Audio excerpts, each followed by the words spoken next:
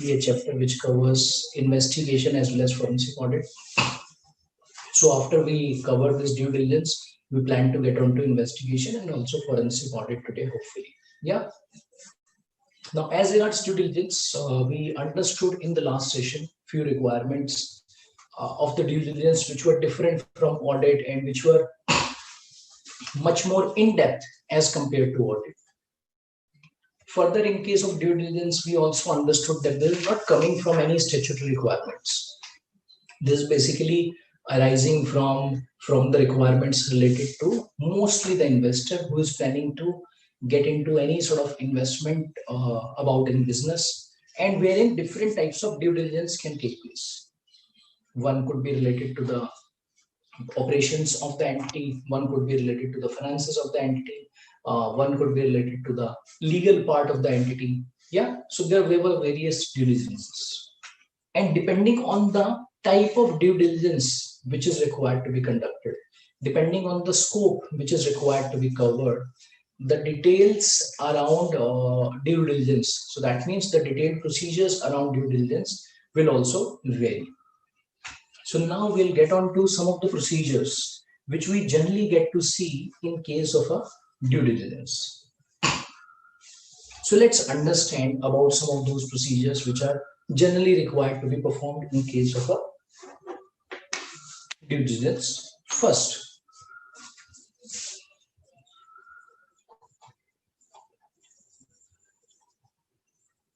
now similar to audit, because due diligence requires an in-depth examination of the various aspects related to the organization. So that's why the first step for due diligence will be similar to what we do in case of an audit. That will be about understanding, obtaining the understanding about the entity, about its business, irrespective of the scope which is covered.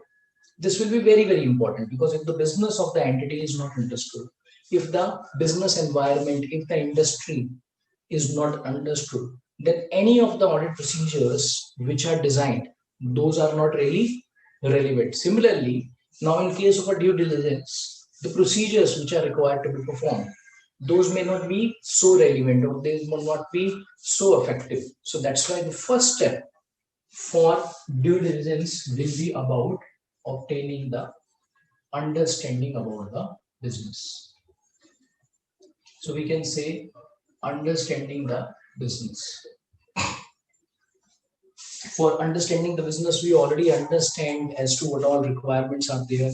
We can get on to the discussions, we can get on to the public domain to get various information about the company, we can get into its various processes, we can get into some of the contracts of the entity to understand about the nature of the business it will have.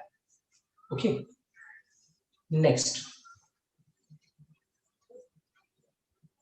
Now, because due diligence is carried out for an activity which requires collaboration of two entities, or we can say which requires collaboration of two individuals. Why? Because investor is acquiring the business which is owned by, say, any person. Yeah, so let's suppose any person A owns this business. Now, if the investor is acquiring this business or part of the business, so basically it's a contract, it's an arrangement between two individuals at least. Yeah, so that's why it's very, very important to understand the background of the previous owners, or we can say those owners who were previously managing the business. Their background, their reputation, their standing in the business, their standing in the market, as around their background, it needs to be understood as to what have been their policies, procedures, what have been their working style, what all compliances they would generally take care of.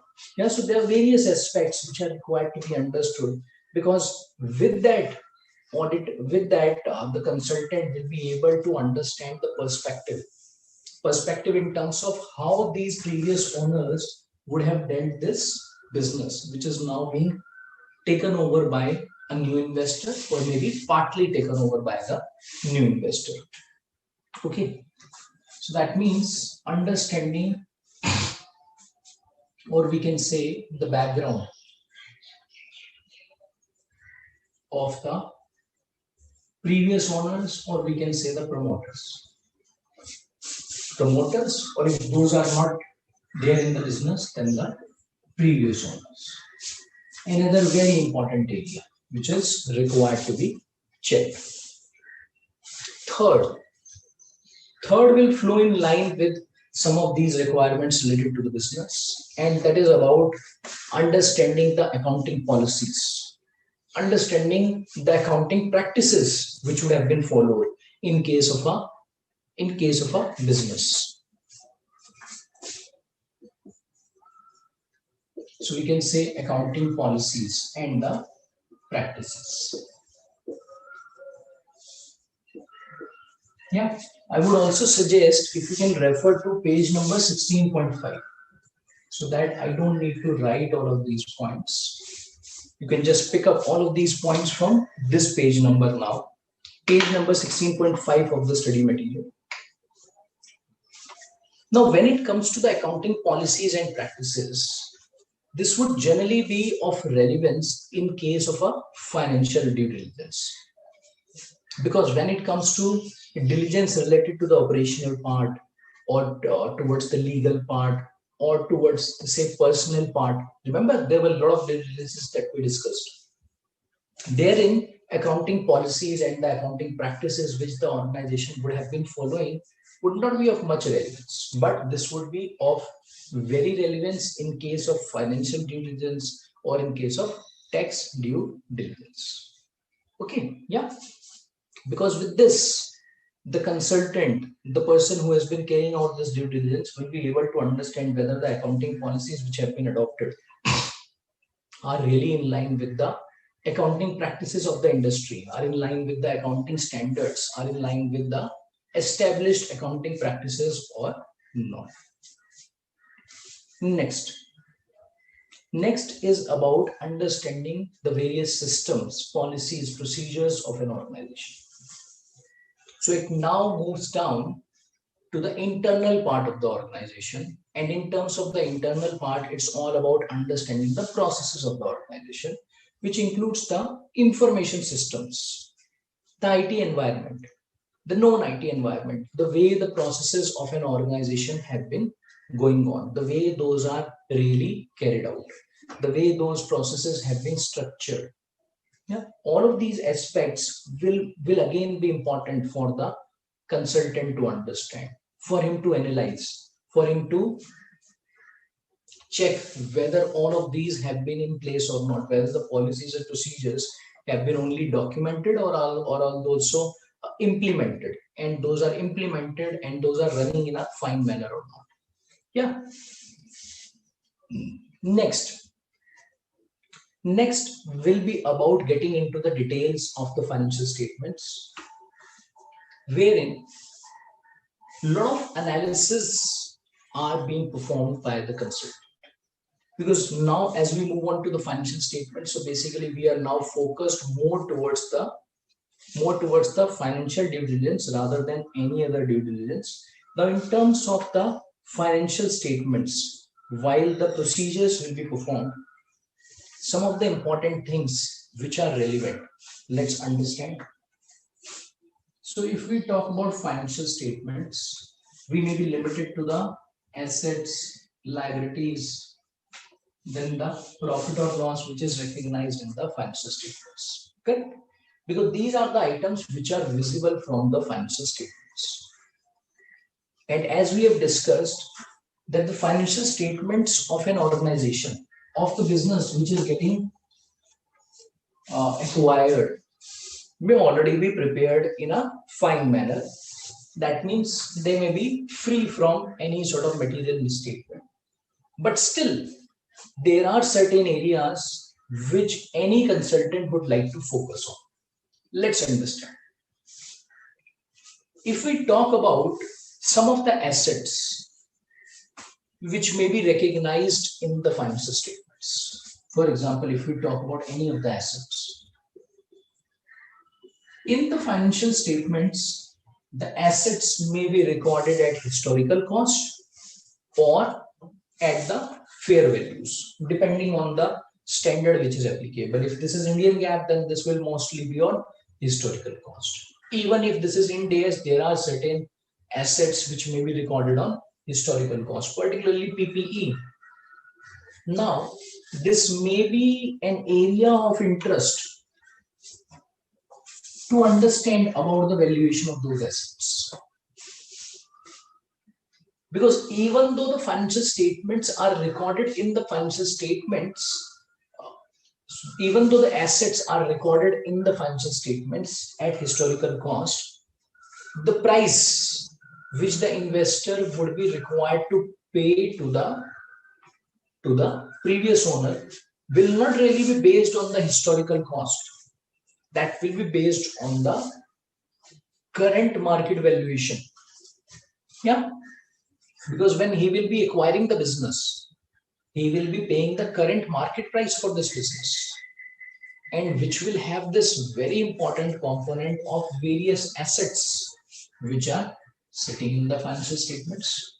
So that means to check about the valuation. Now, some of the assets may be overvalued, some of the assets may be undervalued. For example, if you talk about historical cost, but their current market valuation is very high, then those are undervalued, but that accounting practice is not wrong. But this is one area which the consultant would have to analyze, he would like to target. And this is something which is over and above the normal checking, which we perform in case of audit also. So he'll also do the vouching, he will also do analytical procedures, he will also be doing the control testing at times, depending on the needs. So this is not really an area of focus for him, but at times he may want to check the controls as to how effective the controls have been. Now, in terms of some of the assets, like inventory, some of the assets which are in the nature of requiring a testing for an impairment, it may have happened that the testing parameters didn't really require the valuation of that asset to be cut down, which is again possible because of the various reasons. And while we discuss this aspect, another very important thing which will be required from all of you will be the understanding of accounting. Yeah, because most of these principles which I have been discussing with you is all about accounting now, because that is one area which the consultant is focusing on now. Now, both these areas are of key importance for the consultant, which you generally don't get to see being applied in such a stringent manner in case of an audit. Okay. Now, there could be various line items in the financial statements. For example, inventory, which could be, say, slow moving, which could be, say, no moving. Now, a provision for these items may or may not have been made in the financial statements. But this will be another area of importance for the consultant to analyze such items, to check whether these items would really be productive, whether these items would really be relevant or will have some value on a go-forward basis or not. Correct? Similarly, if we move on to some of the items which are related to liabilities. Now, as regards the liabilities, certain liabilities would be recorded in the financial statements. Now, as around the recorded liabilities, there would be a clarity in terms of when is this repayment required to be done, whether there is adequate liquidity or not, whether the business will be able to sustain so much liabilities or not on a go-forward basis. But in case of a due diligence, another very important area as around the liabilities happens to be, we can say, contingent liabilities or hidden liabilities. We can say contingent liabilities or hidden liabilities. This will be another very important area for a business. And this is once again considering the perspective of the valuation. See, if we understand the perspective of the investor, yeah, in very simple terms, if we have to look at this perspective, he has to acquire the business, let's suppose of a company. He has to acquire the business of a company from its owners, which I am calling as previous owners. Okay, from its owners, he is required to purchase the business. And when he will purchase the business, he will have to pay some price for this. Yeah. Any investor would want to ensure that the price that he is going to pay is the right price. He is not paying something in excess of the valuation. So that's why the focus area for the investor would always be the investment valuation. Because if the investment is not appropriately valued, he may be able to acquire the business, but he may be losing out significantly on that because of the amount which would have been paid as against the value of the business which he would have acquired. Correct? Yeah. So that's why focus areas for the consultant will not really be to get on to the normal vouching, to the normal testing, which is being performed in case of any other audit. Because this is not a statutory audit of financial statements wherein expression of opinion is required on truth or fairness of the financial statements. No, it's something which is going beyond that. The scope is different. The perspective is completely different in this case. Understood? Yeah. And for doing this, whatever procedure is required, that procedure will be performed by the consultant. Now, for example, if we talk about contingent liabilities, we can say would be already appearing in the financial statements. So the consultant would not really be changing those contingent liabilities to actual liabilities, but it's assessment as to what's the probability, okay, or what's the chance of this contingent liability getting converted into actual liability is very important for him to understand. Yeah, clear on this? Okay. Now, as around some of the hidden liabilities. Now, there could be certain liabilities in a business which may not have been recorded. Yeah, which may not have been recorded, and it will be important for such liabilities to come out.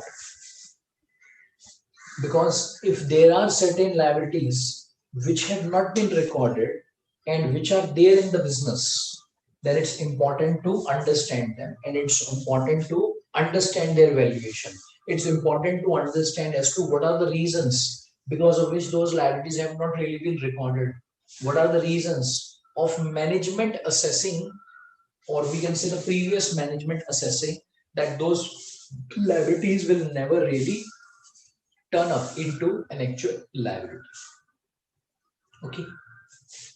Moving further on to some of the items related to P&L. Now, this P&L review will again be a very thorough analysis by the consultant, because in case of P&L, once again, the focus will be to assess the future profitability. Because the business is being acquired to run in future, and that's why assessment of its future profitability is important. This will also require a review of the projections. So when it comes to the P&L, P&L is actually not really requiring the review of the past year's profits or losses, because that is of no use. That is already recorded and appearing in the financial statements. The objective of the consultant would be to check as to what will be the future profitability, what will be the profits, or what is the percentage of the profits which can be increased in the future periods, or what's the percentage of the profits which can be expected out of this business in the future years, for how long this business will be able to sustain. Yeah, so that's why it's all about future projections which are analyzed in this case. And for the analysis of these projections, or you can say the future profitability, no doubt the previous year's profitability, so that means the current year's P&L, will play an important part, because that will become the basis. That will become the basis for the analysis of all of these future profitability statements. And these would again be provided by the management of the company only. Means all of this data, all of this information will be provided by the current management, because they would be knowing about all of these things in a detailed manner. They would be knowing about everything around all of these expectations of the consultant. Over and above this, the consultant may also do some sort of analysis based on the industry. So he will not really be limited to the company which he's been checking. He will also check around the industry. So let's suppose if the business of A Limited has been showing a profitability of 5%, but the industry trend is of 7 to 8%. So what's the reason? So that means there seems to be a potential of growth, because this company within the same industry is underperforming. So this will be another area for the consultant to analyze and to check the reasons for that. If let's suppose this company has been performing below or above par, say for example the industry expectations is 7 to 8%, and this is how industry has been operating in the last few years, but the business of the company, let's suppose, is generating 10 to 11% profits. So what are the reasons for that? Many a times for the business profits, accounting policies, accounting practices could also be the reason. Maybe the accounting was done in such a manner that profits were shown at a higher level. Therein, the review of all of these accounting policies, accounting practices will help the consultant to assess as to what are the reasons therefore. And that will require comparison with the industry. That will require benchmarking. That will also require looking at the accounting policies, looking at the accounting practices of the industry as compared to the business of the entity which is under consideration. Another area is about the taxation. On taxation, we have understood that the focus will be once again on the benefits which can be achieved in relation to the taxation and which are attached to this industry. So, for example, this industry can avail certain tax benefits. There are certain tax deductions which are available to this industry. Yeah, so there are certain tax holidays which this business can avail, but currently that has not been done for various reasons. Now, what are the ways through which it can be achieved? That needs to be analyzed. That needs to be assessed by the consultant. That will be one of the areas for him to focus on. In terms of taxation, once again, this contingent liability assessment in relation to some of the tax litigations which may be going on will again be the area of focus for the consultant. Clear? Yeah. So some of these things you can say are quite linked to each other, and similar thing is what we see in case of an audit, because without linking many of these items, without checking many of these items in correlation with say some other items, it will be difficult for this procedure to be completed. Yeah. Now, as regards the due diligence, the approach, as we have discussed, will really be to get into the details. It will not really be the approach wherein the consultant is just coming in, checking in certain vouchers. No, it goes beyond that. It will require him to have a thinking mind. Okay, of course, he will have to perform the general procedures, but some of these procedures, like we discussed, are over and above what we see in case of a normal course of statutory audit. He would have to just think beyond the company, because his focus is not really limited to the company. He needs to check the standing of the company in the market. He needs to check the standing of the company in the industry, whether that standing is appropriate or not, or whether that is above par or below par. Because these are some of the bases on the basis of which, the valuation will be derived. And we can just in very simple terms understand that the focus of the consultant over here will be to target each and every area, which will not only impact the sustainability of this business in the future years, but which may also be impacting the valuation of the business, which this investor would be required to pay to the previous years. Because that's why investor has brought this consultant on board. That's really the area which this investor is requiring consultant to check and perform. Okay, yeah. Now, as regards some of these procedures that are performed, the way these are produced, the way the output is generated is again in a structured manner. Unlike in case of an audit, there's no specific format of a report which will go out from the consultant to the management, or in case of a due diligence, because the consultant is hired by the investor. So that's why there's no such report like we see in case of an audit, which will go from the consultant to the investor. It's different from that. So let's understand how this reporting will now take place in case of a due diligence.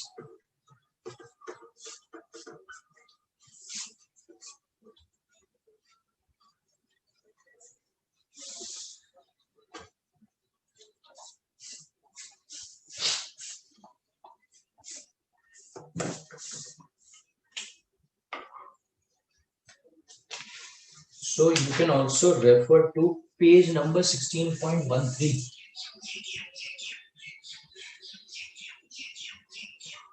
See, in case of any due diligence report, as I've told you, there's no specific format, there's no specific structure which is required to be given. It's all based on the scope of the consultant. And it's also based on the expectations of the investor, the way he would like to review the outcome of this due diligence process. But generally, the way this report is required to be given will be by starting with an executive summary. So this report on due diligence would generally be starting with an executive summary.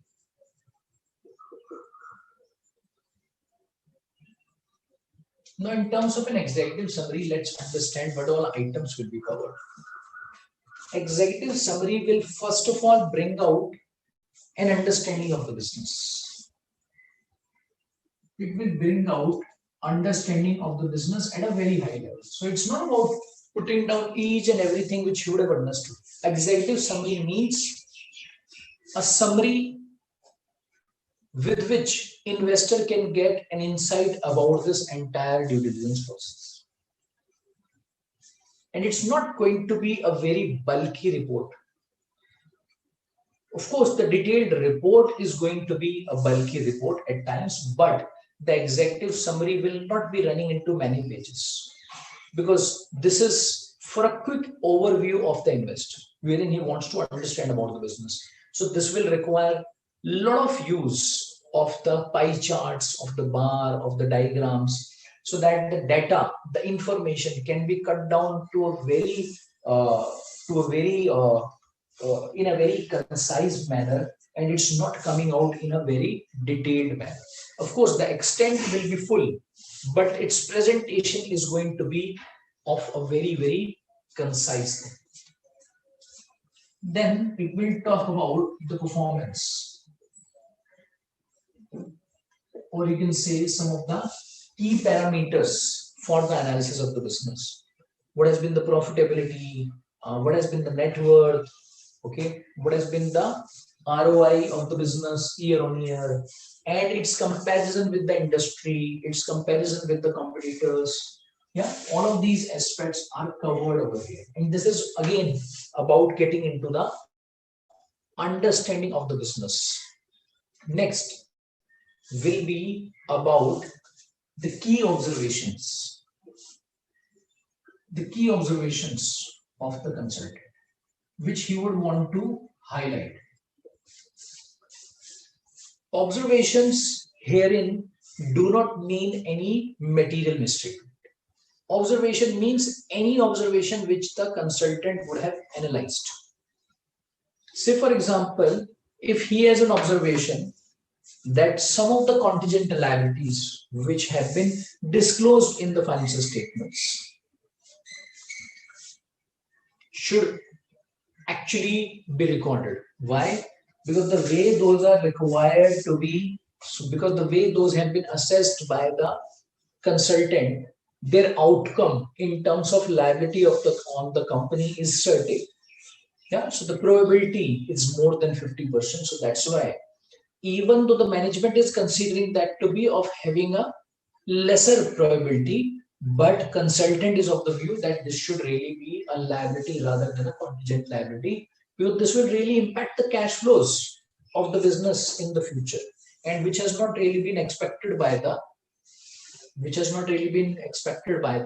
investor or maybe the current management. Yeah. Similarly, if let's suppose there are certain assets of the business which require impairment or which are really of no use for the business to be carried out in future years, then once again, this may have an impact on the way the business will be run, on the valuation of the business. Correct? Now, as around all of these observations, as we have been discussing, those are not required to be brought into too much detail. All of those observations will be presented in a very summarized manner, because herein the objective is to just give a glimpse of what all has been covered and what all has been the outcome of the due diligence process. Yeah. So all of these observations will be specified in a summarized manner. In fact, generally, in case of observations, there will be a presentation of the observations into high risk areas, medium risk areas, and low risk areas. Let's suppose there are 15 observations which the consultant would have.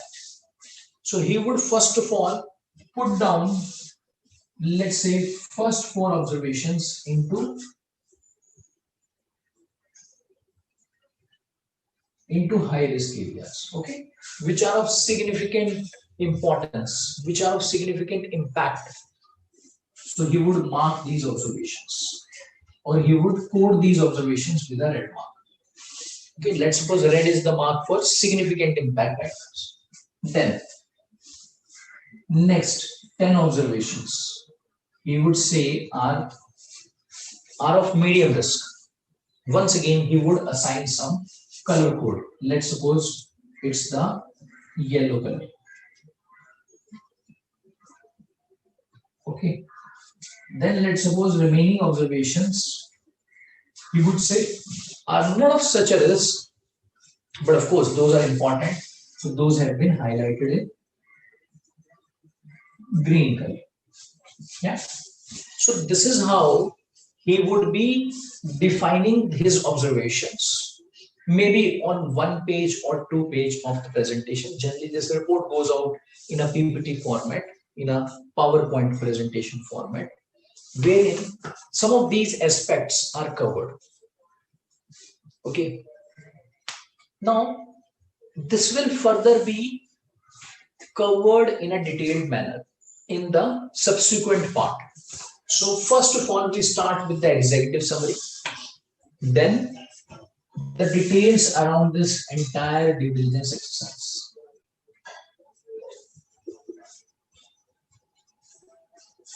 Would be covered.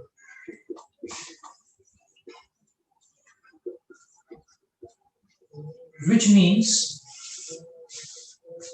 details around the understanding of the business, details around the performance, details around all of these observations in detail, yeah, will be covered.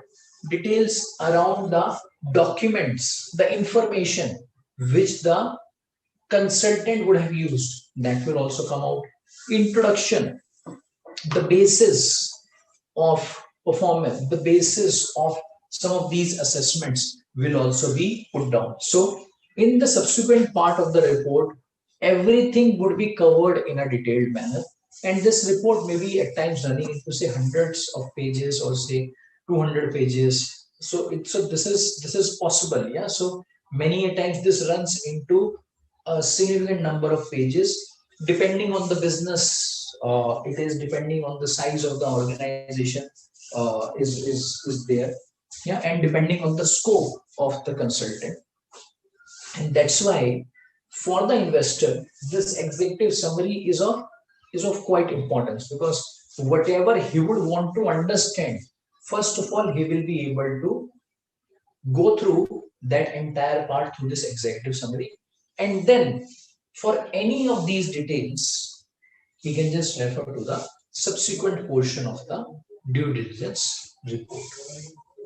Clear on this? Yeah.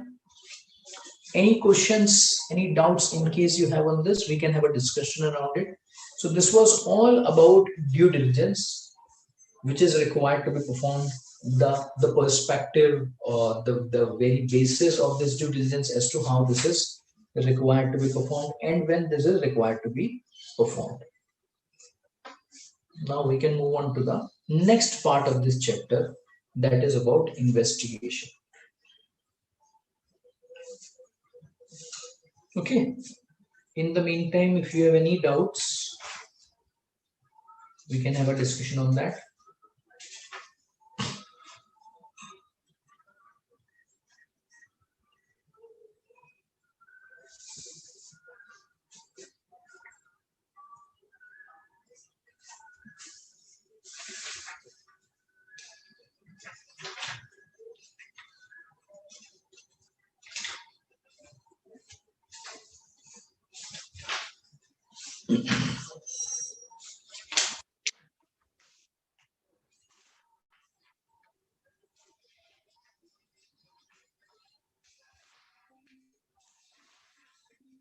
Yeah, so we'll move on to the investigation now. Now, investigation, we will again understand this investigation, comparing this to audit and comparing this to due diligence also, because this I would say is an important area. And particularly in today's scenario, you would have seen some of the investigations taking place and how all of those investigations are being performed.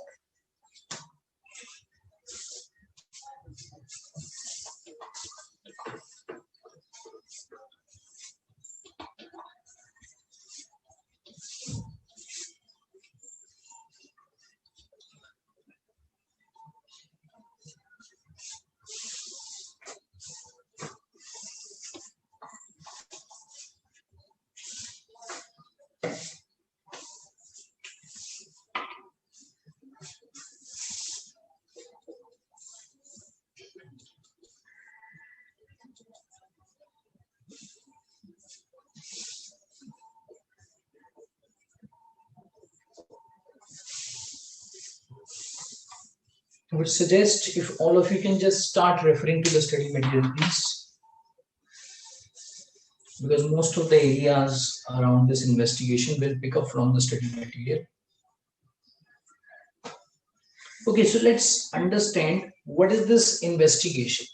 So if you have to talk about investigation, this is again a type of examination, or we can say again an in-depth examination, a systematic and in-depth examination or inquiry to establish a fact or to evaluate a specific situation. We can look at some of the areas of this investigation as compared to audit. See, in case of an audit, there's generally a limitation around various areas. And audit is generally considered to be a limited procedure as around the testing or as around the various items which are required to be examined. For example, if a particular line item is getting reviewed, let's suppose sales.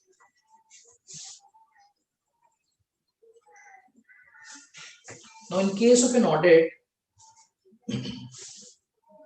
when the sales are getting reviewed, so the approach is to ensure that there is no material misstatement.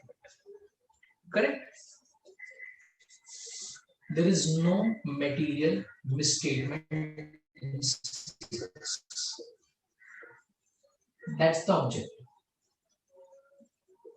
Until the time it is ensured that there is no material misstatement, it's good to go in relation to the audit.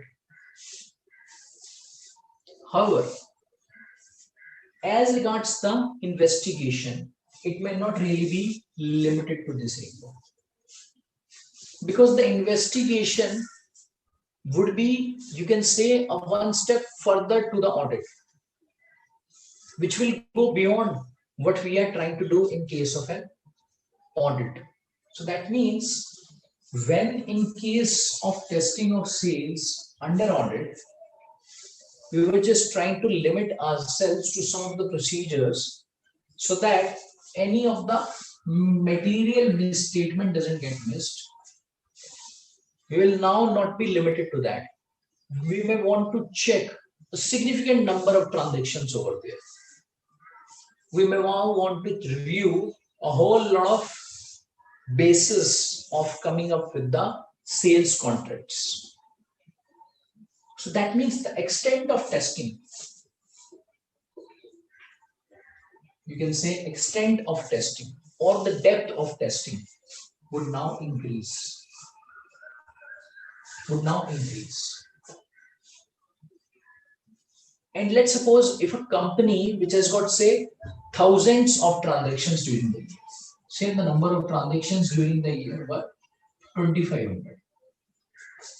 Audit would generally be covering how many samples? Say 75, 200 samples. But in case of an investigation, this will not really be the cap.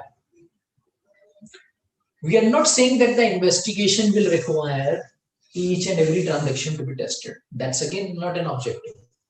But the way, the extent which would be performed or which would be required in case of an investigation will be to get into more details around these 2,500 transactions, and which may require a lot of samples to be tested.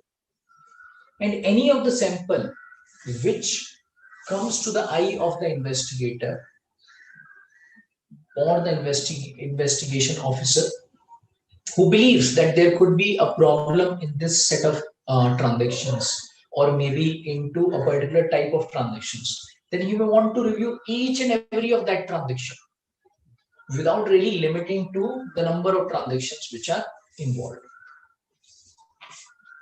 Yeah. Now, as around investigation, similar to what we see in case of an audit, it may also arise due to the statutory requirement. We'll understand how. But it may also arise due to non-statutory requirements. So it's both. It may be due to the requirements of a statute, or it may also because of non-statutory requirements. It's both ways. But in case of an audit, we understand that it's always arising from the statutory requirements. Investigation, similar to due diligence, will be for a special purpose. So that's why the focus of investigation will always be on that activity, on that item. Audit is not for a special purpose. Audit is a general purpose testing. Okay, we can say it's a general purpose. General purpose towards financial statements as a whole. But when it comes to the investigation, it's not something which will be focused towards the financial statements only. It can be about any area, it can be about any activity, it can be about anything. It can also be targeting the financial statements, but with a particular focus as to what's the focus in terms of checking of those financial statements as compared to what we see in case of an audit. While we perform any procedure in case of an audit, objective, if you remember, is not really about detection. See, auditor is not a detective.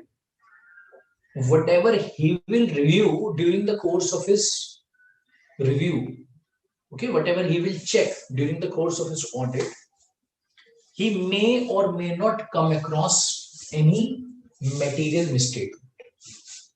And this material misstatement could be because of fraud or error, remember? But this is not the case when an investigation is performed.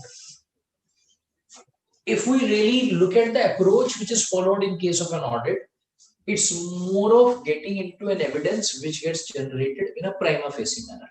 Because the checking is going on and anything which comes during that checking is picked up by the auditor. But investigation officer has come in specifically to find out some evidence. Maybe a fraud is detected, or maybe a fraud is suspected. That's why the investigation officer has come in.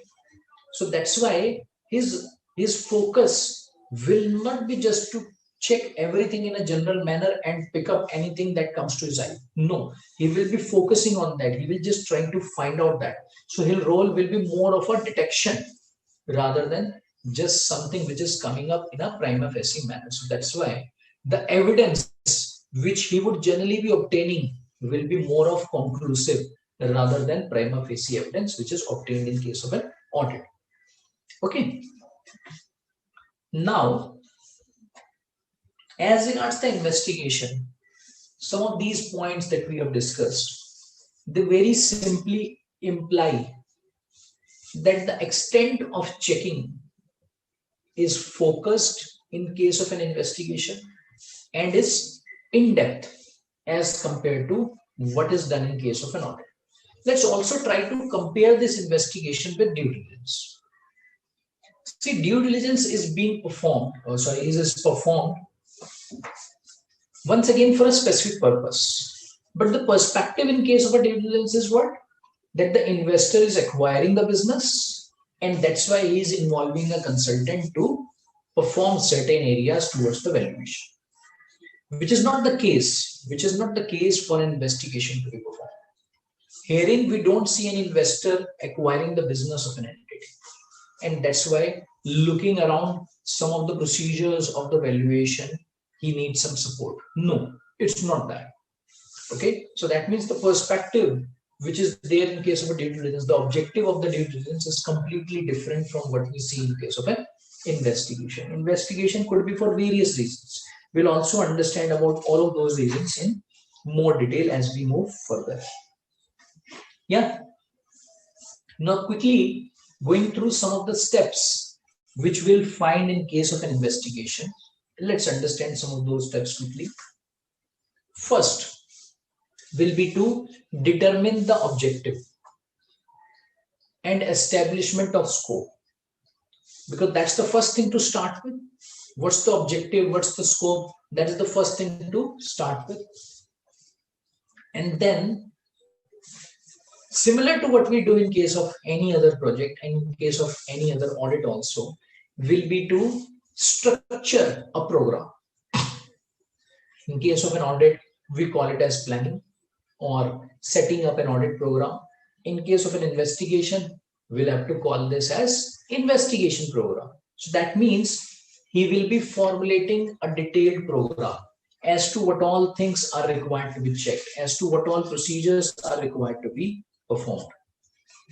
Okay. Next is about examination and study of various records. So that means now the investigation has started.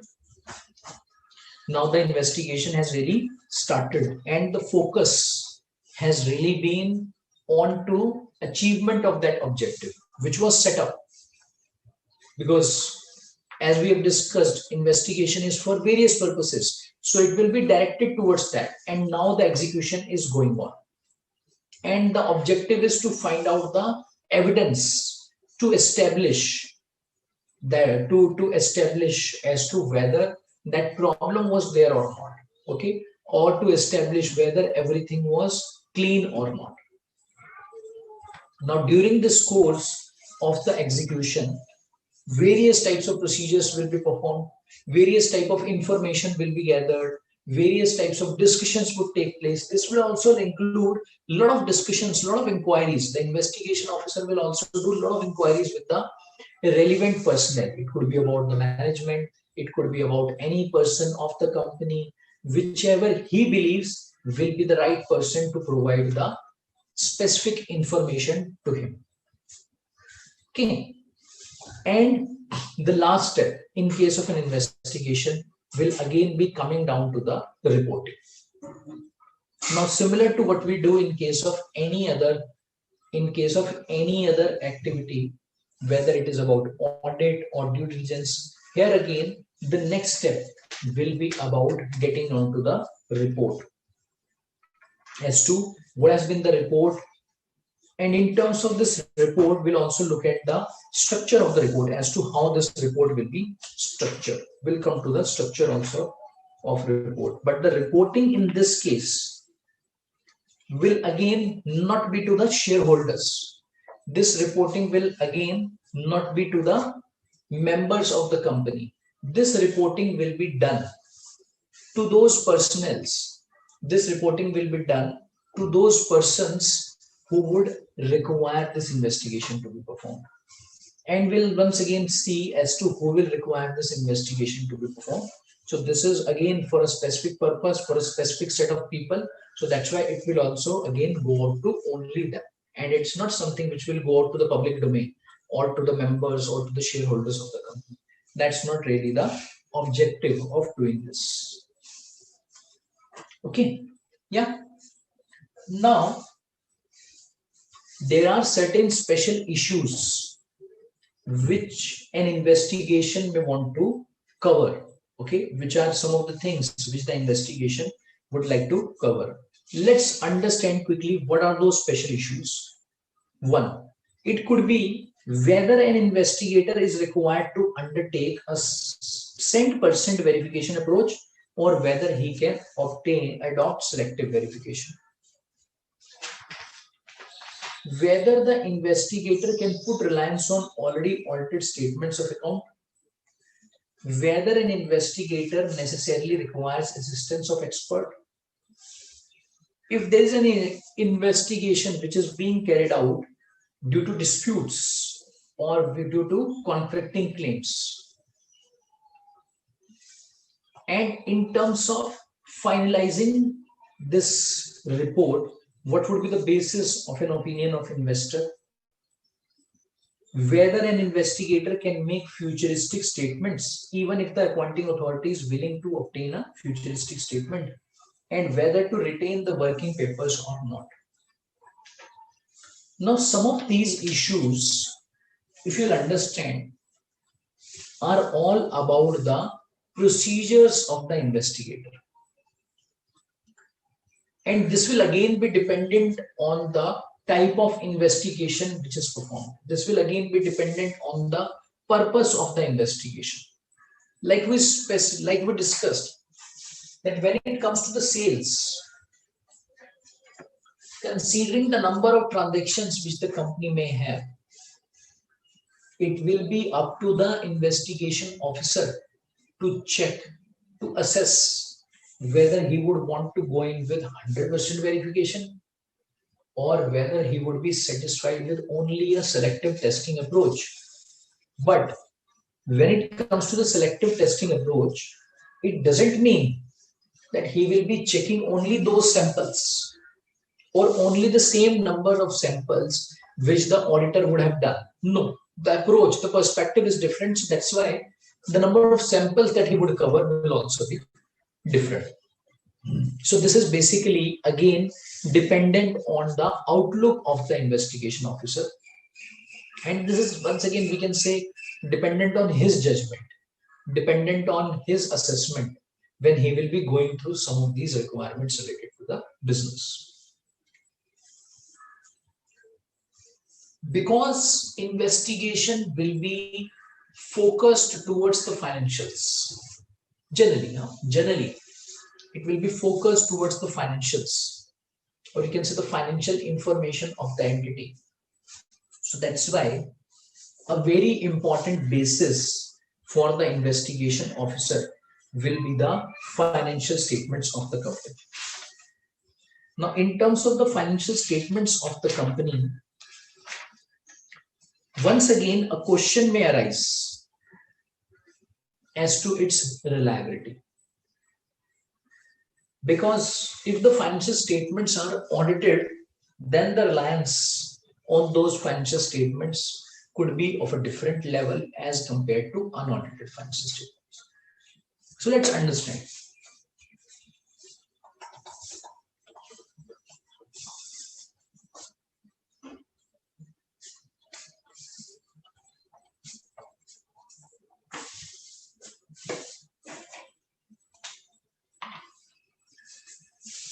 Now we are looking at the financial information.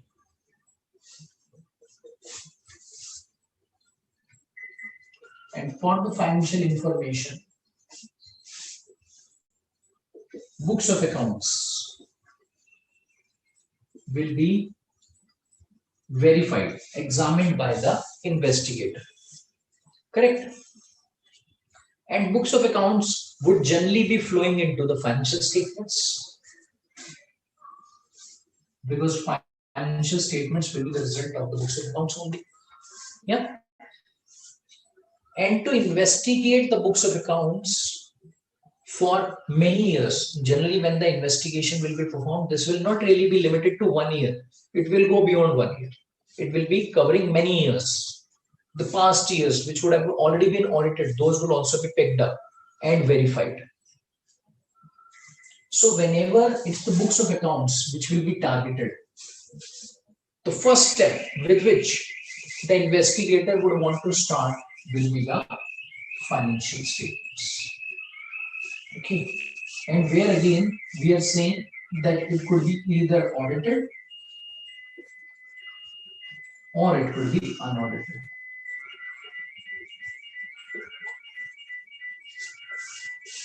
Mostly we will find that the financial statements will be audited except for the year for which investigation may be going on, or maybe the specific year in which the investigation is going on, because that year will be open. That year will be the one in which the financial statements are getting finalized. So definitely on that set of financial statements, the reliance would be lesser, as around the reliance would be lesser when it comes to the investigation officer or the investigator. But when it comes to the audited set of financial statements, now a question arises whether the investigator can just simply assume that because the financial statements are already audited and they also do not convey any material misstatement, or even if they convey any material misstatement, it's already brought out. So that means For an audited set of financial statements, the report could either be clean or it could be modified, irrespective of whatever is there in the report. Why? Because if the report says it's clean, then everything is clean in the financial statements. If the report is modified, then whatever is the non-compliance or whatever is the misstatement that has already been brought out. The question is, can the investigator just simply rely on the audited set of financial statements and consider that as his basis for the investigation? The answer is no. He will not really be relying on any of this set of financial statements. This will only be forming the basis for his audit procedure, for his procedures related to the investigation. But as regards placing the reliance, it will not be possible for him to do that, because when it comes to the audit, very simply, what do we know? That the extent of checking, the limitations which exist in case of an audit are significant. But investigation is being carried out to make sure that all of these limitations are now done away with. So that's why when it comes to the audited set of financial statements, it cannot become the basis for the investigation to be concluded. So he will definitely review this part.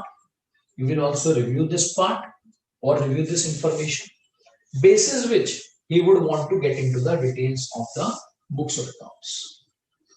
So this will be the starting point for the investigation officer to get into the books of accounts. Okay, so you can say this is only one of the mechanisms for the investigation officer to get into the details or to get into some understanding about the financial information of the entity, and that's it. His testing would be significantly covering various other things. Further, during the course of his review, during the course of his checking, he may want involvement of experts. And generally, you will see that when the investigation is performed, a team of experts will be working on that. Because the investigation officer may not have the expertise as around each and every item. For example, if we talk about the IT systems of an organization through which various reports may get generated,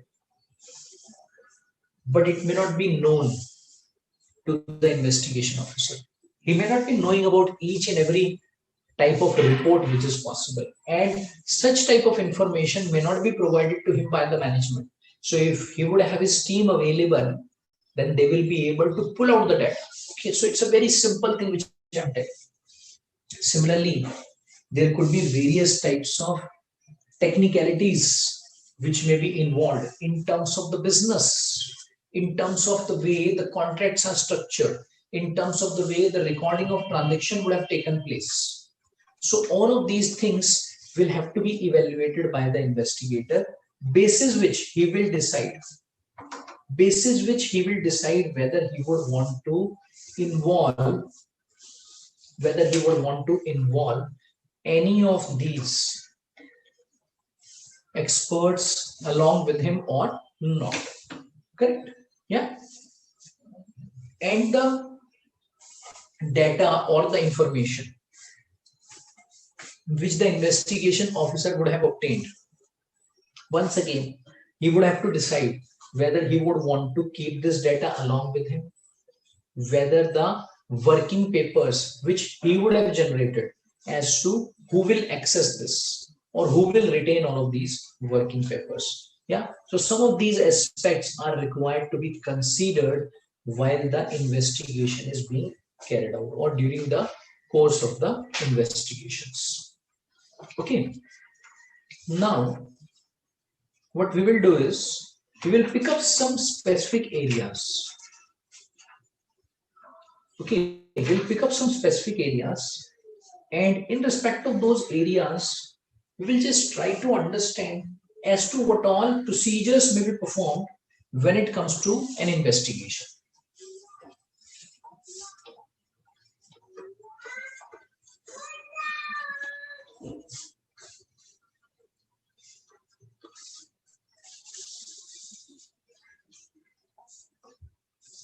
And you can just follow the study material also, please.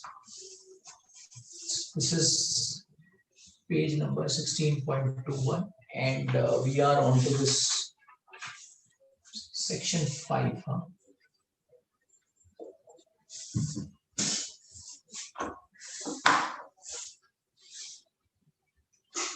So there are certain specific areas with which investigation will have to start, or over which we can have an understanding as to what all coverage would be done when it comes to an investigation. But first of all, like any other type of investigation, the first step in case of an investigation will also be to obtain an understanding about everything. So that means an understanding about the organization, understanding about its business, understanding about its operations, its processes. Because without this, once again, it will not be possible for the investigation officer to plan his procedures, to plan his testing, to achieve the objective of the investigation. And that this is something which we can also consider as looking at the overall picture, or we can say studying the overall picture of the organization. In case of any organization, one of the key areas when it comes to any type of examination happens to be its profits, its revenues, its profitability or the losses. Yeah. So we can say the P&L of an organization, which reflects its financial performance. Because financial performance is very, very important for an organization. And let's try to understand as to what all items may really be focused on, what all areas may be focused upon by the investigation officer when it comes to the investigation. See, unlike in case of an audit, investigation will not be limited to one period, first of all. Now, this is very, very important in case of an investigation, that it's not limited to one period. So it will go beyond one period.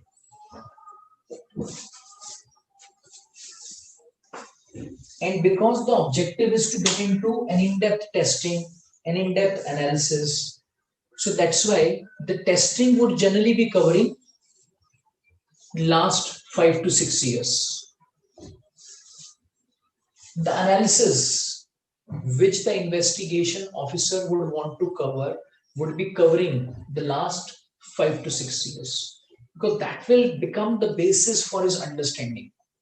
Because over the period, he would understand as to how the financial performance has been in relation to that entity. And this is a very, very important area.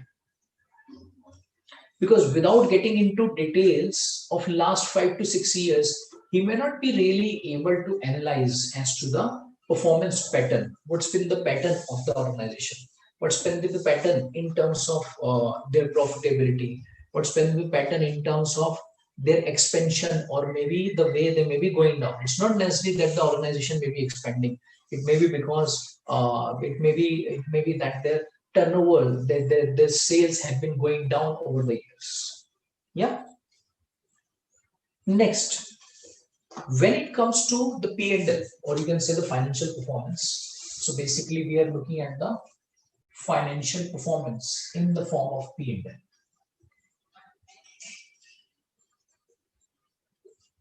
In the form of P&L.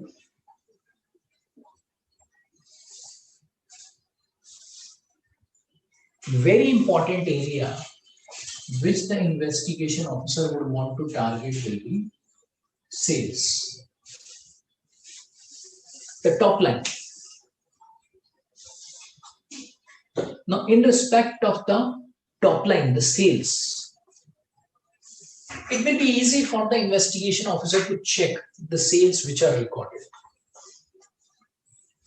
But there could be sales which the organization may not have recorded. Or maybe there are certain sales or sales transactions which were or which should not have been recorded, because those could be the fictitious sales.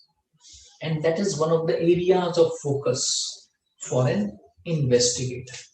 Okay, so that means about underbooking, or you can say known booking. Second is about fictitious sales. Third is about the customers.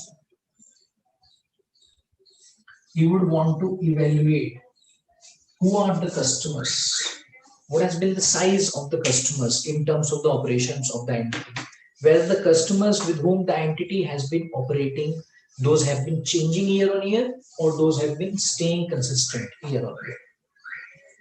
Okay.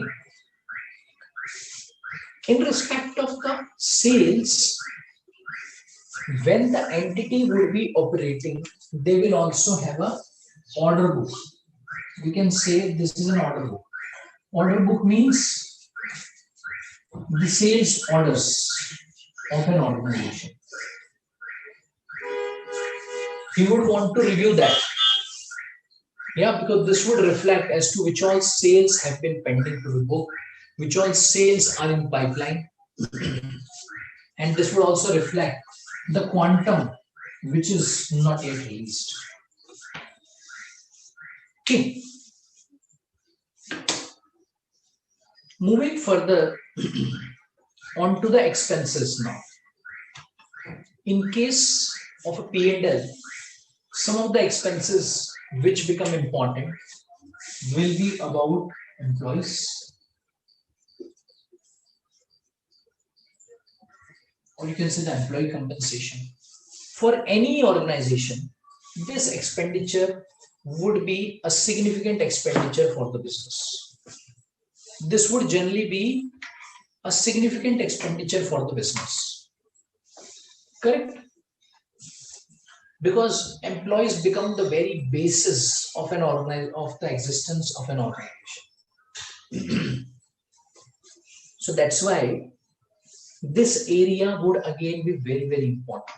Now, some of the procedures which he would want to perform will be to check the salaries or the wages. Some of the compliances related to the wages. For example, the minimum wages. Whether the minimum wages have been paid to the employees over the years or not, or whether they have been non-compliances. Now, this is one area which is of big concern in most of the organizations in terms of its payout, in terms of the way it is structured. Another very, very important area for the investigator to focus on. Next, there is another very big problem in case of this type of expenditure, and that is about checking of the head count. Head count means the number of employees. Yeah, and with this head count, another problem in terms of the checking that arises is about the existence. An organization may have shown that there are 500 employees that are associated with them. But actually, the number of employees may be lower than that. So that means another very important area which the investigator would want to focus will be on the fictitious or the bogus employees. Means whether the employees are actually in place or not. And how can this be done? There are again various procedures to check this, to track this. Correct? there are again various procedures to check and track this. Another very important area. Next will be the remuneration which has been paid out to the management. Now, in terms of the management, there are certain compliances which are required to be done, or you can say there are certain norms as against the remuneration to the KMPs, which is also called as managerial remuneration. Now, as around that remuneration, whether all of those norms were taken care of. By norms, I mean to say the legal requirements. The Companies Act talks about the way this managerial remuneration is required to be computed. And there are certain limits which have been prescribed, beyond which the managerial remuneration should not be paid. Now, whether the managerial remuneration is actually getting paid within those limits or not is one of the areas again for the investigation officer to check and to analyze. Okay.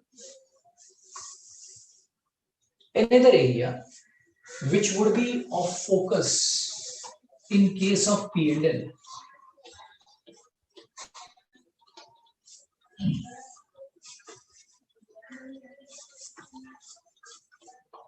would be other expenses. Now, in terms of other expenses, we may cover various items. We may cover depreciation, we may cover repair and maintenance, we may cover various accruals, okay, in terms of expenses for which provisioning would be made. And a very important area will be about exceptional items.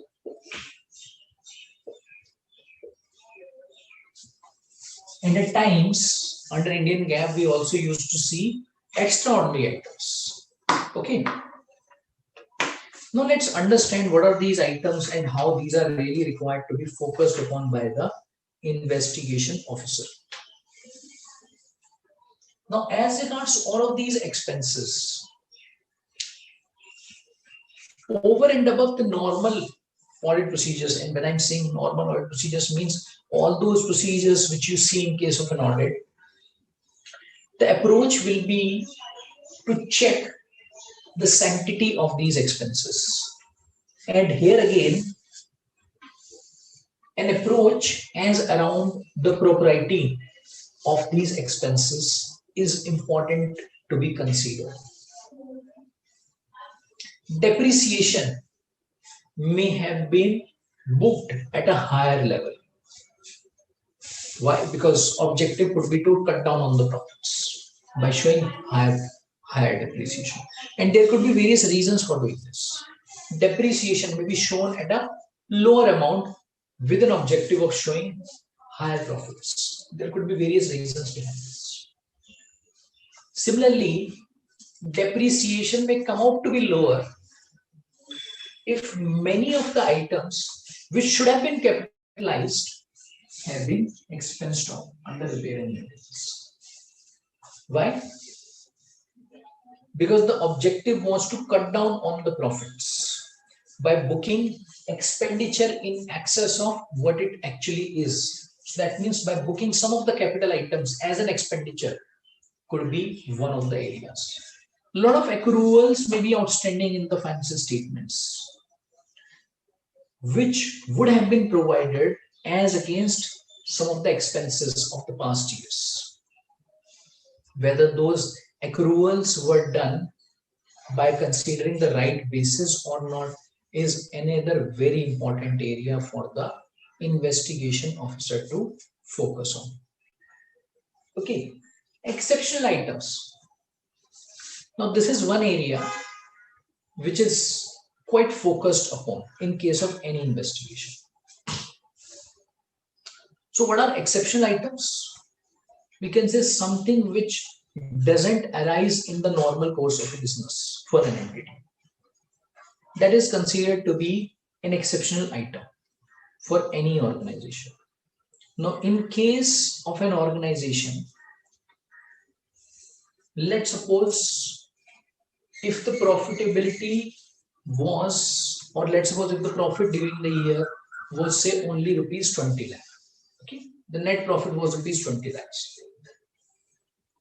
But if you look at the profit which has been generated from sale of fixed assets during the year, that came out to be say 3.5 crore. Okay, so if we exclude this profit on sale of fixed assets, the profit will be only 20 lakhs. So that means from the business, the profit which has been generated is only 20 lakhs. But if you look at the overall profit of in the P&L, what do you see? You see a profit of 3.7 crores. Now, some of these items, because these are not in the normal course, these are sort of, you can say, other than in the normal course of the business. That's why these are generally presented as exceptional items, okay, or at times as ordinary items. Similarly, there could be various types of expenses which may not be arising in the normal course of the business and which may be significant. And that's why when it comes to the presentation of those expenses, those are presented under exceptional items. So that when the user of the financial statements would look at the financial statements, he would understand that this was an unusual thing which took place during the year and because of which the profitability got impacted. Yeah. So these are some of the items which the investigation officer would always want to focus on as to whether the items which have been reported under these natures were really exceptional or not, or maybe was there anything which was hidden behind these exceptional items. Okay, yeah, clear? Any questions in case you have on this? Sumit is asking, sir, investigation can be done only when there is doubt about truth and fairness of the financial statements. I would say in the context of financial statements, yes. Okay, whenever any problem is detected or there's a question mark around the financial statements, around the financial affairs of the company, then the investigation may be ordered or may be required.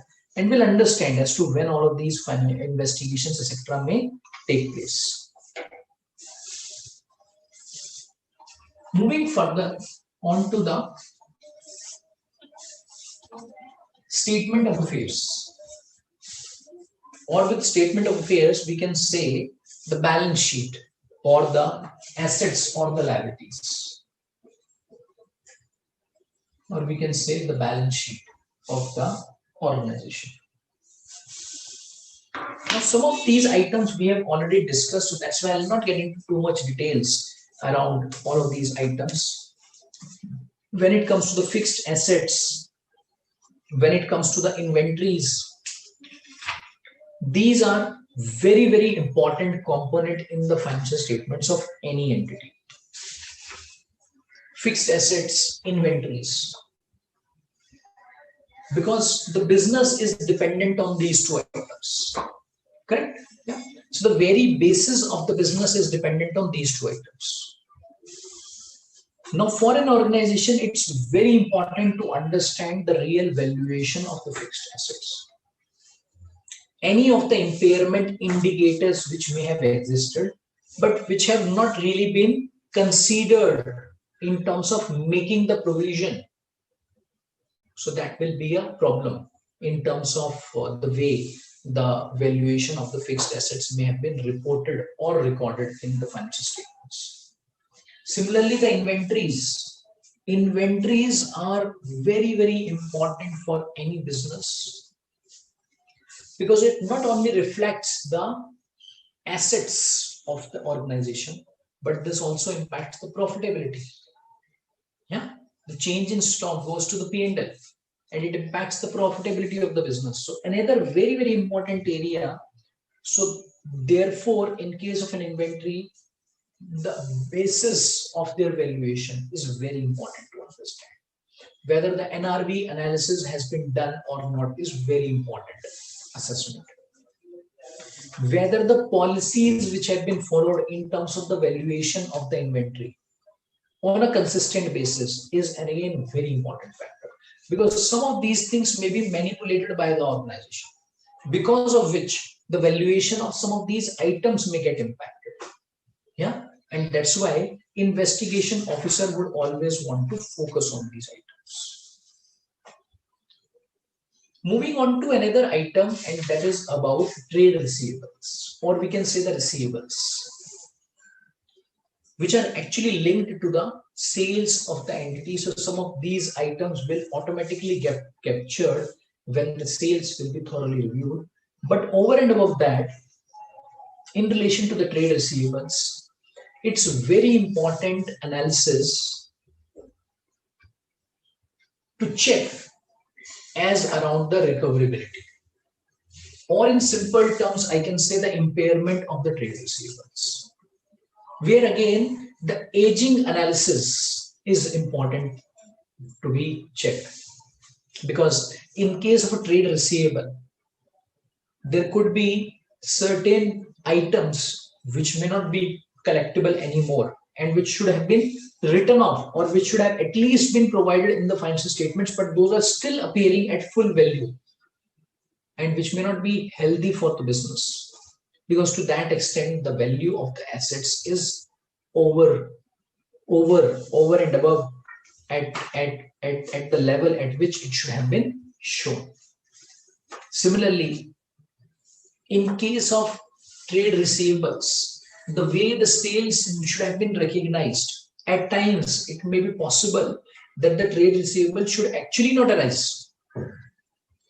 Yeah, or maybe those should have been recorded at a lower value at the first instant itself, because of the fictitious sales or because of the wrong way the sales are getting recorded. So that again becomes a very important area for the investigation officer, on which he will have to apply his procedures. Yeah.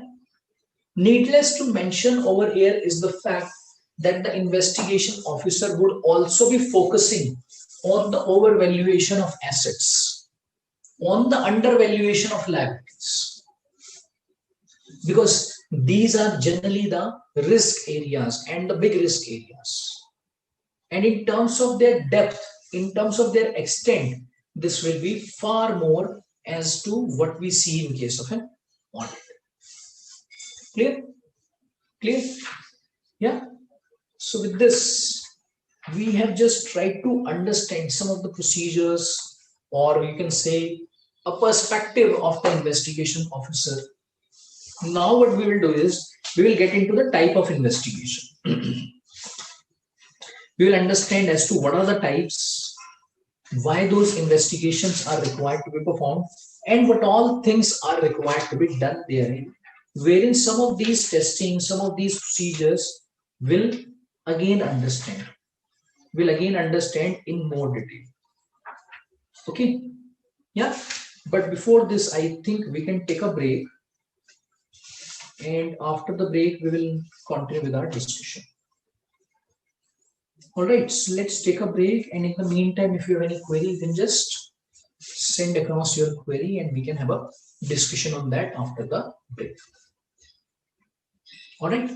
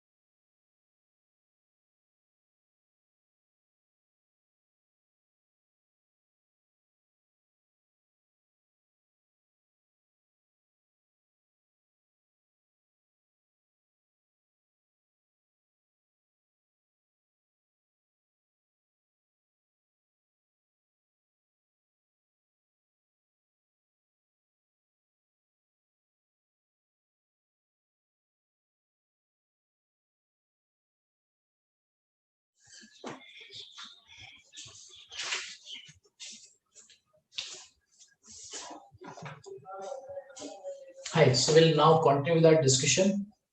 So moving on to the next part, that is about types of investigation. Let's understand the types which are there and which also require investigation to take place. So we can move on to page number 16.29 of the study material. Now, as around the types of the investigation, we can say it could be the mandatory one, mandatory which is arising due to a statute, or it could be non-statutory. Now, for non-statutory, there could be various purposes. An investigation may be performed on behalf of an incoming partner. Very much similar to what we see in case of a due diligence. In a partnership firm, a new partner wants to join in, so he is wanting to get an investigation done before he joins the partnership firm. Investigation for valuation of shares in private companies. Now, this will again with an objective of acquiring the business, for which the valuation will be important, and for which the acquirer or the person who wants to put in the money, he wants to get this investigation to be performed. Investigation on behalf of a bank proposing to advance loan to a company. Now, this is again possible, wherein the bank may want an investigation to be done because the bank will give a loan and the bank has got some doubts. Yeah, so that's why over and above its normal review, it would want a detailed investigation to be performed. Then the investigation could be for frauds. Maybe in an organization, some frauds are detected or are suspected. So for this purpose, investigation may be required by the management or maybe by any other person. Investigation on behalf of an individual or a firm proposing to buy a business. Again, this is in relation to buying the business. Investigation in connection with profit or financial forecast. So as around the profitability, as around the financial forecast, so that means about the future profitability, that means about the future projections, investigation may be performed. Now, all of these types of investigations and for various types of purposes that we have discussed, they are all in the nature of non-statutory, because no statute is requiring this type of investigation. It's not something which is required by law. It's something which is required as per the requirements of an individual or maybe the management. Other than that, and another very important area for all of us will be the investigations which are required due to or which are arising because of a statutory requirement, and which could be an investigation around the affairs of the company or around the ownership of a company, which may be carried out by an inspector through an order of central government, which is section number 210 of the Companies Act.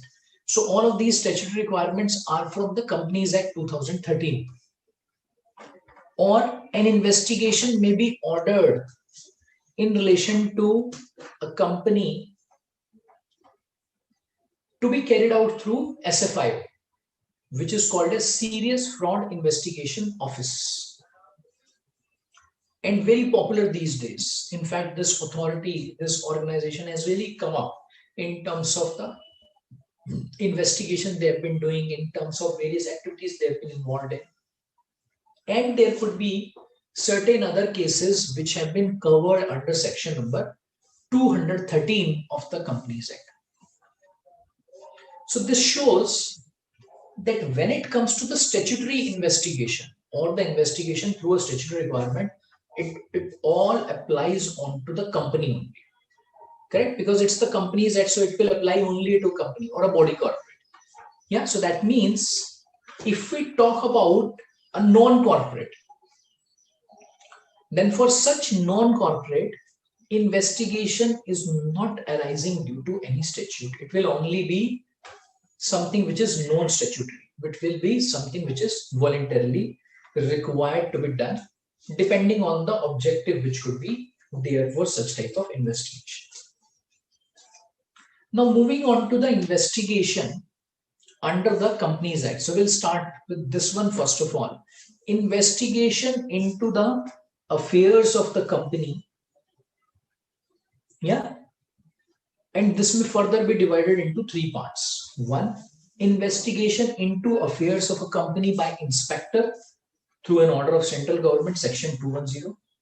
So I'll also put this down on the board. Investigation. Okay. By an inspector, section 210, by SFIO, and this is section by SFIO, this is section 212,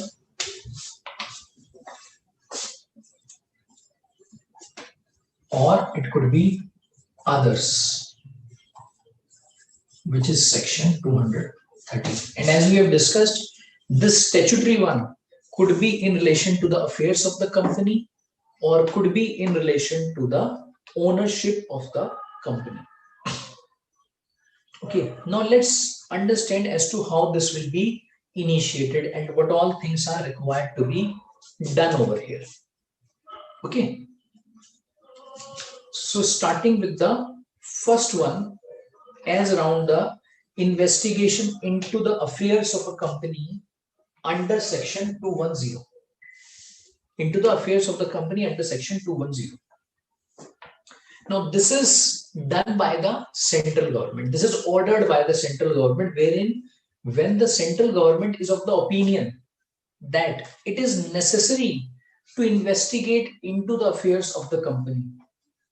Why? Maybe on receipt of a report of registrar or the inspector.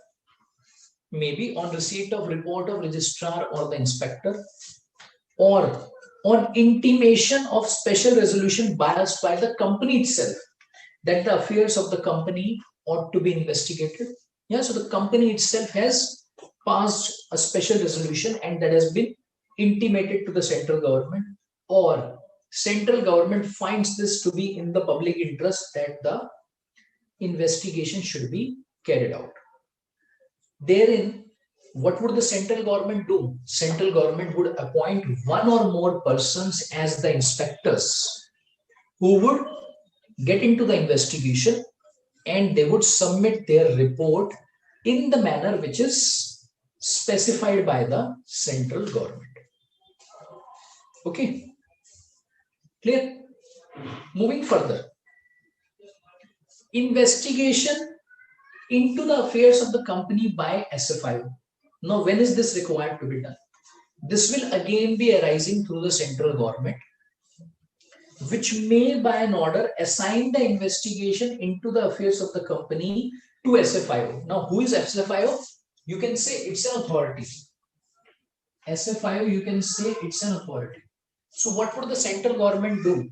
Central government would order or maybe give an assignment to this body that they should get into the investigation of the affairs of the company. When? So when would this be required? When the central government considers necessary to investigate on receipt of report of registrar or the inspector, similar to what we saw in case of section 210, or intimation of special resolution passed by a company, or it finds investigation should be performed in the public interest, or on request from the department of central government or a state government. Maybe a central government department or a state government department has requested the central government to do this. Okay. Now, very important thing which is related to the investigation when the SFIO comes into the picture. Very commonly, this is called as SFI, where the central government assigns any case to SFIO. No other investigation agency of the central government or the state government shall proceed with investigation in such case. The SFIO shall follow the manner and procedure as provided and will submit its report to the central government.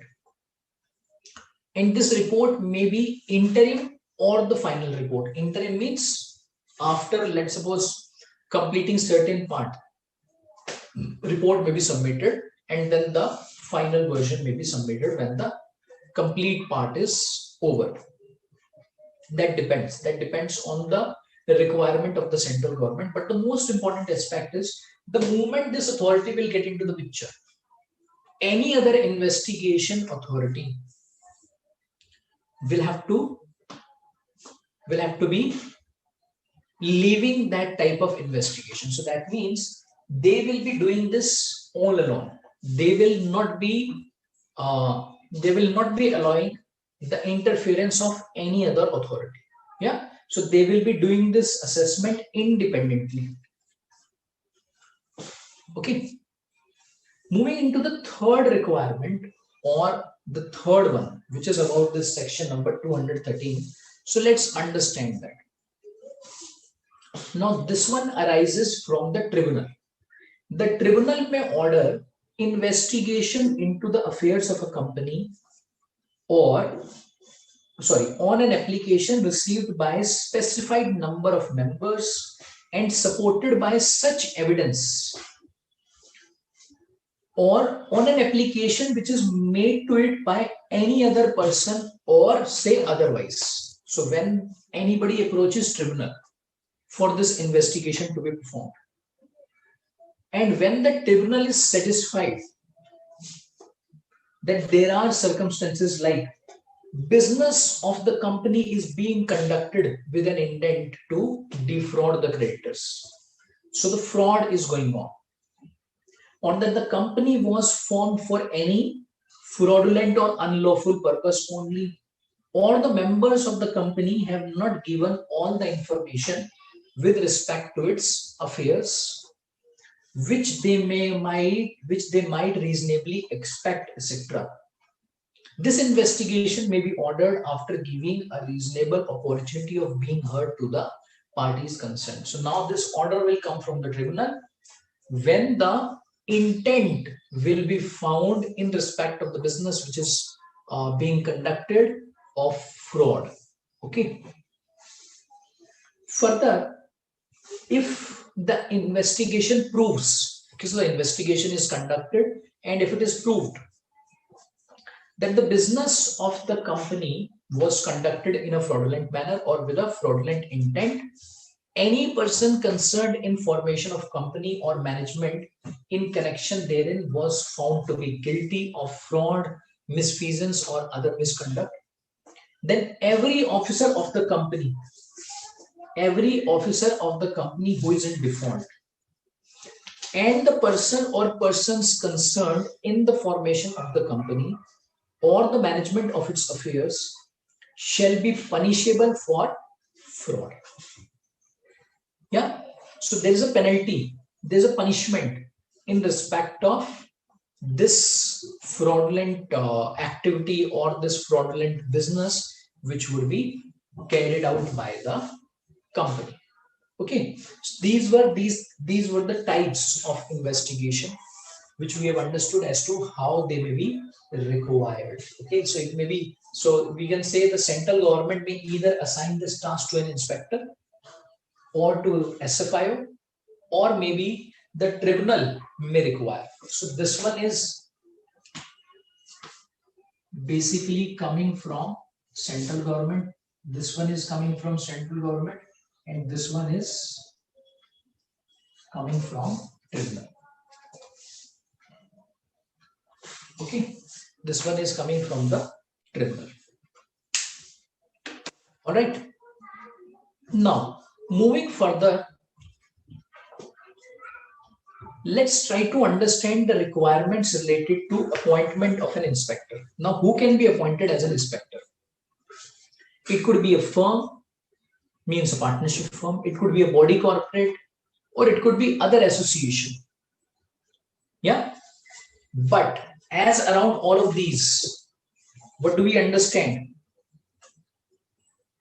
A firm, body corporate, or other association cannot be appointed as an inspector. There's a firm of professional accountant cannot be appointed as inspector, but an individual accountant can be appointed as an inspector. So basically, it puts a restriction on the firm or a body corporate or a company or association. But at individual level, an accountant can come in, professional accountant can come in, and he may be an inspector for carrying out this investigation. Let's understand what are the powers which are assigned to such inspector. Okay, as around this inspector, what are the powers which are assigned to them? An inspector which is appointed under section 210, or maybe officer of SFIO under section 212, or the person who is appointed under section 213 may also investigate, subject to approval of the central government, into the affairs of any other body corporate. So one is the company. Let's suppose investigation has been ordered for A Limited. Investigation has been ordered for A Limited. Now the investor, if he wants, he can also get into the investigation into the affairs of any other body corporate which is or has at any relevant time between the company's subsidiary or holding or subsidiary of holding company. So that means around its group companies, and that group has been defined as subsidiary, holding, or subsidiary or fellow subsidiary.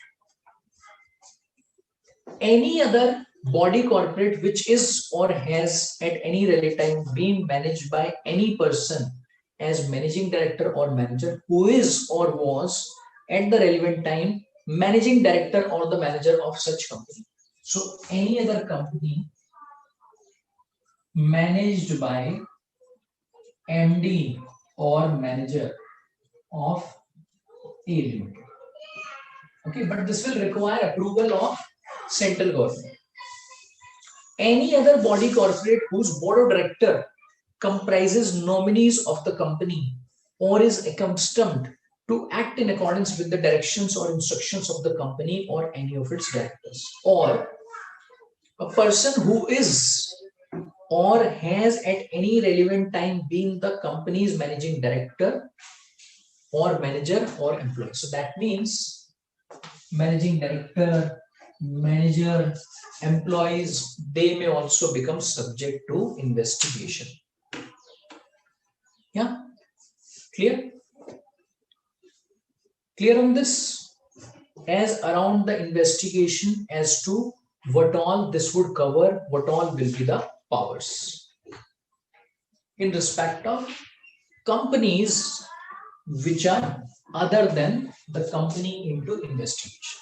So that means the investigation can cover some other companies along with the investigation of A, but with required approvals in place. Okay, now let's move on to the procedures or the powers of the inspector. Now these come from section number 217 of the Companies Act, which lays down the procedures, powers of the inspectors. So let's understand first. Duty of the officers and employees of the company towards inspector. So we can just think about it. What will be the duty of the officers? What will be the duty of the employees of the company? So we are not saying these officers who have come for investigation. We are talking about officers of the company. Officers or employees of the company. So they will be required to provide any information which the inspector may require and for which they may be authorized to provide. Any knowledge, any information which they will have, they will be required to provide to the inspector, or you can say the investigation officer. Okay. Number 2, inspector may ask information from any body corporate. As we have discussed that in respect of this investigation, this is not really limited to A Limited. This may also cover some other persons. So this power is something which is available with the inspector. Next, not to keep books and papers in custody for more than 180 days. Now this is important. Now the inspector shall not keep in his custody any books or papers which are produced to him, for the purposes of his investigation for a period exceeding 180 days. So that means up to 180 days he can keep the books or the records or the information which he may receive, and after that he will be required to return all such books, documents, information to the officers of the company or the employees of the company. However, if need be, now question may arise that let's suppose investigation has been going on, and investigation generally, if you will see, will not get completed in few months. It may take 1 year or more than 1 year for investigation to get completed. So there are time limits which are prescribed by the court, by the tribunal, or by the central government also to complete this. But at times it may not get completed within this period of 6 months, or this information may again be required by the investigation officer.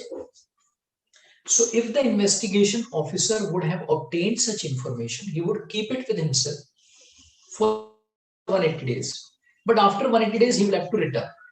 And after that, if he requires that information again, he may again go back and ask for that information and keep that for additional period of 180 days. Okay. But for once, if he wants to retain, it can be a maximum period of 6 months, or you can say 180 days.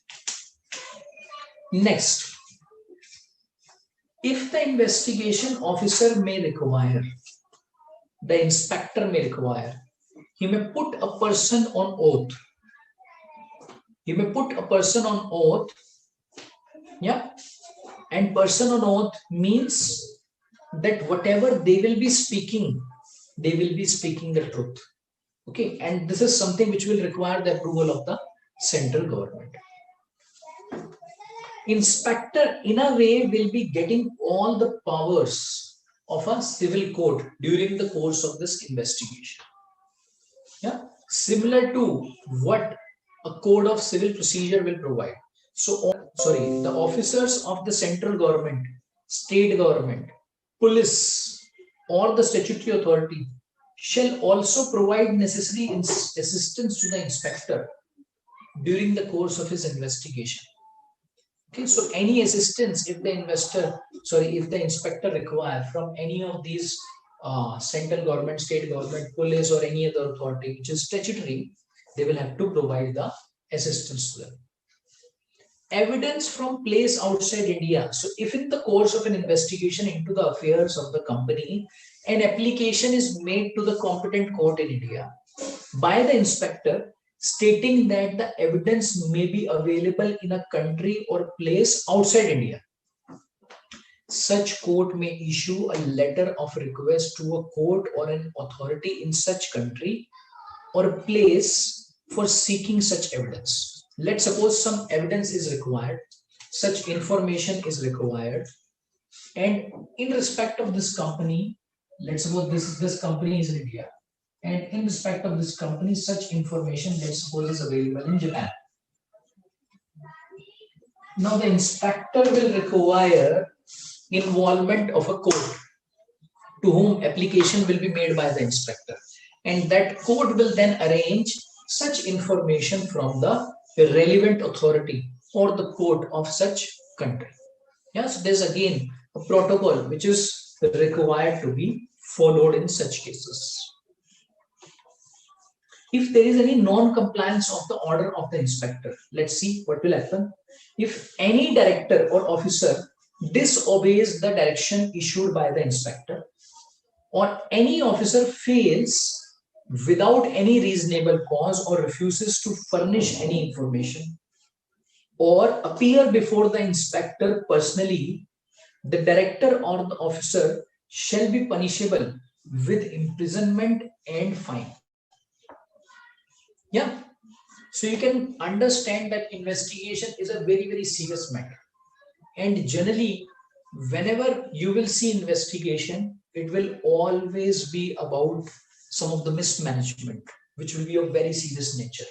It will generally be involving a fraud, okay, which may be suspected, which may be detected. So that's why this will be a very, very serious concern in respect of that company. And that's why all of these protocols, all of these procedures are required to be followed by the officers or the employees of the company. Yeah. So it's all about providing the support to the inspector so that he can just carry out his task appropriately. Yeah.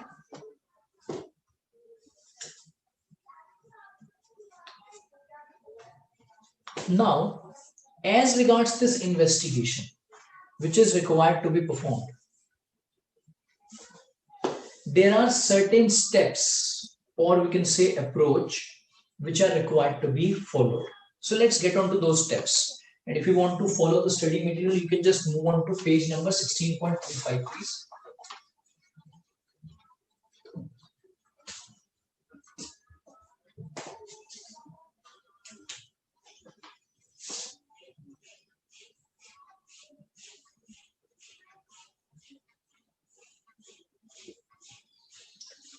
16.35. So now we are moving on to the steps or approach for this investigation to be pursued, as to what are those steps or the approach which need to be considered. First, see, whenever any activity has to start, and let me just correlate this with audit. Whenever the audit has to start, so what's the first step which is required to be performed? So we are not talking about the audit activity. We are talking about some of the procedural things to be completed. The first step is to have a clarity on the scope. Yeah, the scope, the terms of reference. So same is the case in case of an investigation. Clarity of terms of reference is very important in case of an investigation, so that it is understood as to why this investigation is carried out and what all is required to be covered therein. The approach to any investigation is determined on a consideration of the nature of investigation and the terms of reference. Okay. Inspector should ensure that the terms of reference are clear, unambiguous, and in writing. Very important. In fact, any of the work of the government, you will not see being initiated till the time it's put down in writing. Yeah. So all of these things are very, very clearly laid out. In fact, in case of governmental offices, you will see that none of the files will move till the time it's properly documented. Yeah. So same is the requirement over here also. It has to be in writing, so that there's no doubt as to what all was required to be done and what was the nature of that and why that was required to be done. If there is any ambiguity, the inspector needs to obtain a clarification on that matter. Yeah, clear on this? Next is about the scope of the investigation. Inspector would get into the history of the company and its affiliates or associates if required. Therefore, he should evaluate the terms of reference in sketching the scope of investigation. This will enable him to locate the limitation in terms of his reference, which may not be clearly mentioned. For example, like we discussed, if A Limited is subject to investigation, he wants to go beyond A Limited. Let's suppose he wants to get into B Limited. So then this approval should have been in place. Yeah. So that scope will definitely be requiring him to cover B Limited, but whether for B Limited everything is in place or not. Next, and the most important part, like for any examination, for any verification. Period for investigation. Very, very important. Huh? He should also have regard to the period over which investigation should stretch. Very important, huh? Because if the period is not clear, then how would this investigation be carried out? How many years he will be getting into? Or will there be any limitation to the numbers of years over which he can get into? Yeah. So all of these aspects are very, very important. Evaluation of the terms of reference and the consequential determination are the twin props on which entire investigation would rest, and therefore the inspector should devote careful attention to these matters. Then, of course, the next step. So now everything is laid out, terms are clear, scope is clear. Now what will be the next step? Program. So in case of audit, it was audit program. Now the investigation program, wherein he will lay out all of his steps, activities which is required to be performed. He may also require experts. Remember, we discussed about the involvement of experts. So whether he will require any legal expert, whether he will require any technical expert, whether he will require any accounting expert. So all of these assessments are required to be done, and basis which he will decide about the team that will comprise, about the team that will be getting into this investigation, and his team will be a part of, the team will be playing the role similar to an inspector only, yeah, but under the directions of the inspector. Next is about the legal requirements of the investigation report. Only after the inspector would have completed the steps in the investigation program and would have marshaled on the information that is necessary to finalize his report. Yeah. He would be able to finalize his report only when he would have completed all of these steps. However, at times he may be required to furnish an interim report, which will again be furnished on the basis of what all procedures he would have completed, so that the interim report can be issued. The findings that he will give should be completed. It should not be ambiguous. It should not be incomplete. He should not be saying that this is something which is going on, this is still in process, because that may really impact the way this may be further understood, or this may further be taken up by the relevant authority. So that's why his findings have to be conclusive, have to be completed, have to be exhaustive. And before he makes his final report, he should obtain and keep on record the evidences over which he has relied upon. Now, this is very, very important area. And this is something which has to go with the documentation. See, in case of an audit only, we have discussed and understood the importance of documentation, because documentation is what which leads to the evidence. Please understand the seriousness which is involved in case of an investigation and the matter which is subject to investigation. It's a very, very serious matter. This is not something which is going on only for the sake of doing an activity. Some fraud would have been conducted, some fraud would have been detected, and which may have serious implications, which may also impact the public at large. So that's why any of these report which is submitted by the inspector will have a serious implication. And that's why it's very, very important that he carries out his task in a very, very thorough and a diligent manner. Plus, he also has the adequate evidences to support about the outcome of his report. So whatever is his finding, he should have adequate evidence in respect of those findings. Otherwise, this may again have some serious implications which should be avoided. Okay, clear on this? Clear about some of the requirements in relation to the investigation into the affairs of the company. Yeah. So now we'll move on to another type of investigation, which is again statutory in nature. Another type of investigation which is again statutory in nature, but which is about ownership of a company. So this was all about affairs of the company. Now we'll get into the investigation as around the ownership of the company. And if you want to follow, you can follow page number 16.36 of the study material.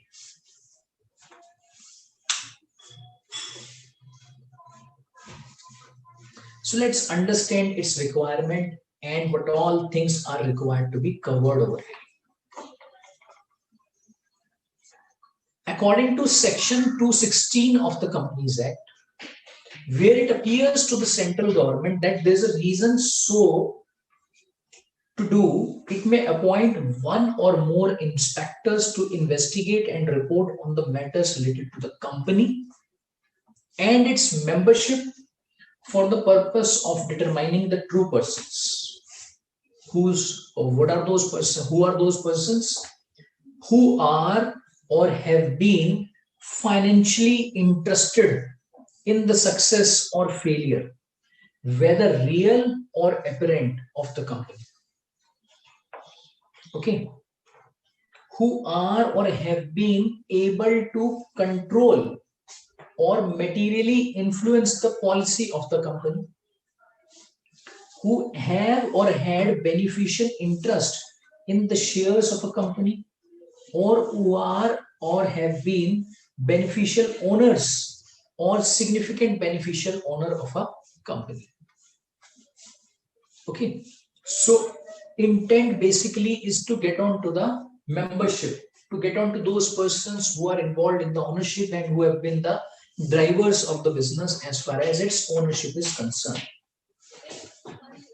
In case if the tribunal, in the course of any proceeding, before it directs an order that the affairs of the company should be investigated as regards the membership and other matters, central government shall appoint one or more inspectors.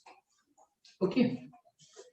Now let's understand the scope in respect of this investigation, the extent of this investigation. When a chartered accountant, okay, CA, is appointed to carry out an investigation under any of the aforementioned provisions, the extent of inquiry, the objective of the investigation, and the various matters which are referred to for investigation are specified in the order of investigation issued by the appointing authority. This is one. On a consideration thereof, the investigating accountant should determine the areas of accounts which require investigation and the extent to which inquiry is to be made, as well as his general approach to the inquiry. Okay. Yeah. We can look at one example to understand this requirement. Let's suppose if the allegation is that certain transactions have been entered into in contravention of the provisions of the Companies Act. The nature of the transactions, the persons who were parties to those transactions, the amount involved, means in respect of that transaction, what would be done? Nature means whether it was sale transaction, purchase transaction, what was the nature? The persons who were involved. Amount means the amount involved for such transaction. It was 1 crore, 2 crore, whatever is the amount, and the circumstances under which these were entered into must be examined. So what led to this transaction? Circumstances which led to this. Okay.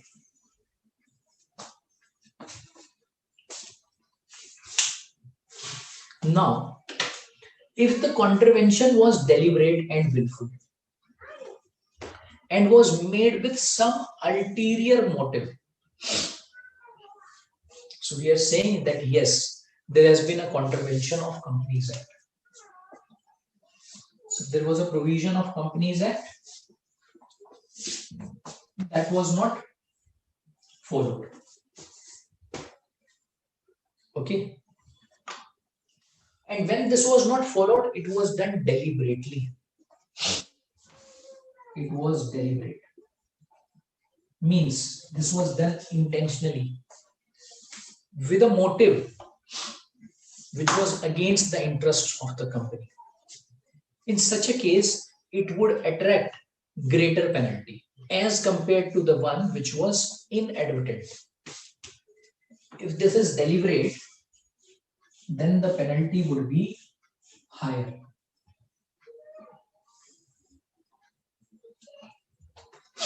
However, if this is not deliberate,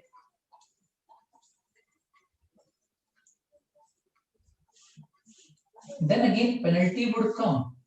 Then again penalty would arise, but that penalty would not be so higher, which would arise in case the act or this contravention which has been done was deliberately done. The inquiry therefore should show the motive. So now all of these things will be understood with the help of an inquiry. Yeah. So therefore an inquiry will be conducted.